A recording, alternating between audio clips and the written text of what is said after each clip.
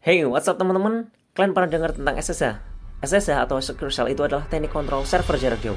Biasanya, kalau dalam hacking, serangan SSH itu dilakukan dengan teknik brute force buat coba masuk ke sistem sebagai administrator. Nah, di video kali ini, kita nggak bahas soal SSH. Tapi serangannya nggak kalah bahaya dan lebih halus, dan dampaknya nggak perlu ditanya.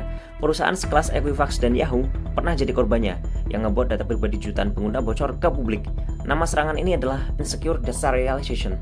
Jadi gini teman-teman, deserialization itu adalah proses yang ngubah data yang udah dikirim dari format kayak JSON atau XML gitu ya, yang main JavaScript pasti tau lah, balik lagi jadi objek yang bisa diproses sama aplikasi. Masalahnya muncul kalau proses ini nggak divalidasi dengan baik, alias ada celah. Hacker bisa banget tuh nyisipin data yang nggak seharusnya. Oke, bayangin aja gini teman-teman, kalian pesan makanan online gitu kan, terus karena ada bug, malah kalian masuk sebagai driver gitu. Oke, yuk langsung kita coba. Oke, di sini saya akan menjelaskan dulu ya program saya secara simpel gitu. Di sini saya pakai Express.js buat bikin servernya. Kemudian ini saya ada middleware-nya ya untuk parsing body JSON gitu. Kemudian ini ada fake database, dummy data gitulah. Kemudian di sini ada endpoint-nya buat ngambil username sama role gitu dari body JSON-nya. Kemudian di sini saya ada menggunakan role dari input langsung gitu teman-teman ya. Dan yang terakhir ini paling buat mencalakan server doang gitu. Di port biasanya port 3000 gitu lah. Oke, kita langsung aja jalanin.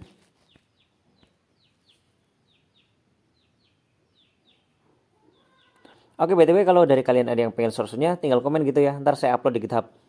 Oke, di sini ada di localhost 3000 ya. Kita kontrol, klik. Oke, di sini karena memang saya tidak memberikan URL homepage ya. Karena kita fokusnya ke login, jadi nggak apa-apa biarin. Oke, saatnya kita serang. Di sini saya pakai Postman. Kita tinggal buka Postman-nya, kemudian kita plus ya.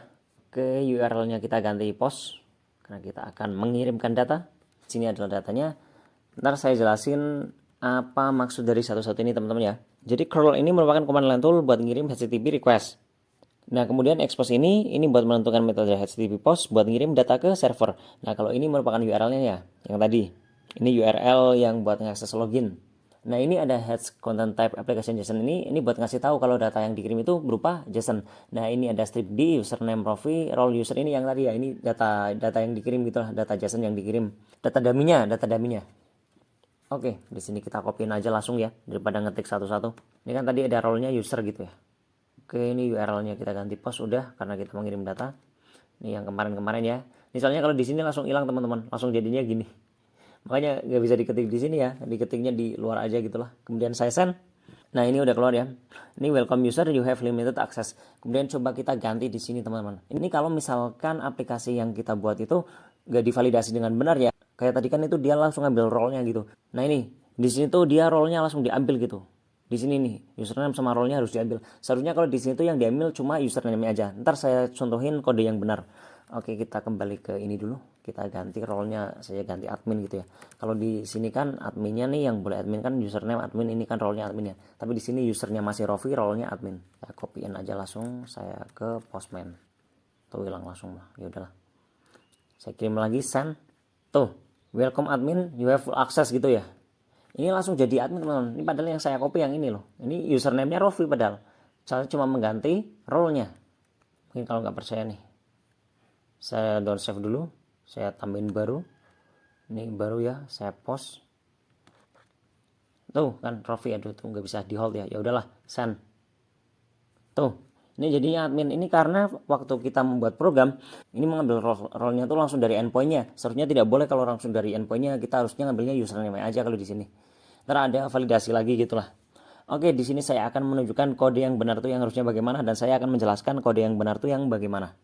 Nah teman-teman, ini merupakan kode yang benar, saya akan menjelaskannya satu persatu.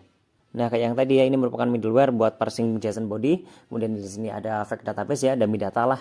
Kemudian di sini ada endpoint-nya. Nah yang di endpoint ini dia cuma ngambil username dari inputnya teman-teman, nggak sama role-nya ya. Di sini username doang. Kemudian di sini buat ngecek apakah ada username di database gitu kan. Ini merupakan sama dengan 3 ini value ya, persamaan yang harus benar. Oke, kemudian di sini ada role-nya ya. Role-nya itu nggak diambil dari input tapi divalidasi di database teman-teman. Oke, jadi di else ini kita ada kirim error jika data tidak ditemukan gitu ya. Ini ada invalid credential. Oke, di sini dan di bawah ini biasanya menjalankan server gitu ya, dan kayak ini ada yang lupa teman-teman. Nah, ini teman-teman. Nah, saya copyin aja dah. Ini saya bisa-bisa dimarahin Pak Sandi Gagalih nih. Elemennya belum diambil langsung dieksekusi aja. Nah, oke, kita kontrol, kita enter, kita kontrol X. Kita jalanin. Next, kemudian di sini saya buka lagi servernya ya. Oke, kita coba serang lagi. Di sini kita pakai role-nya user dulu. Nah, ini ya, role-nya user ya. Saya send dulu. Aman. Saya ganti role-nya admin. Tuh. Tetap terarah ke usernya teman-teman ya. Kita ganti role-nya admin. Duh, ini gimana ya editnya ya? Nah, udah lah. Astaga.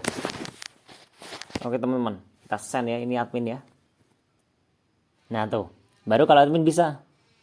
Coba saya ganti role-nya usernya, coba saya ganti itu. Nah,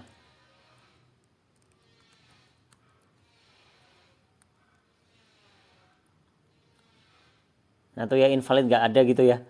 Nah, itulah perbedaannya teman-teman. Saya kembali ke kode saya dulu ya. Nah, jadi apa perbedaan di sini? Yang pertama, input validation. Di kode yang aman ini, kita hanya mengambil username dari input. Nah, ini ya, di endpoint-nya ya, kita cuma ngambil username-nya aja. Kayak tadi kan, misalnya Rofi gitu, jadi admin dia kan nggak bisa kan, tetap punya Rofi ya user gitu. Jadi tetap fix gitulah. Kemudian ada validasi role teman-teman. Role user dicek berdasarkan data dari server, bukan dari input yang dikirim oleh klien. Jadi nggak bisa disalahgunakan gitu kayak tadi itulah pokoknya. Nah, kalau ini juga keamanannya lebih baik sih teman-teman ya. Walaupun belum perfect mungkin ya, tapi ini lebih baik karena ini mencegah hacker memanipulasi data role di request JSON ya. Dan kalau misalkan gaji juga kan mereka punya akses lebih gitu ya, kayak tadi jadi admin atau apalah gitu. Oke teman-teman, jadi itu dia sekilas tentang insecure deserialization. Serangan ini emang kelihatannya simple, tapi dampaknya bisa besar banget kalau kita nggak hati-hati. Semoga kalian lebih paham soal serangan ini dan bisa lebih waspada saat ngoding. Jangan ragu buat like, comment, dan subscribe biar kalian gak ketinggalan konten-konten keren lainnya tentang hacking dan cyber security. Saya Rofi, stay safe because no system is safe.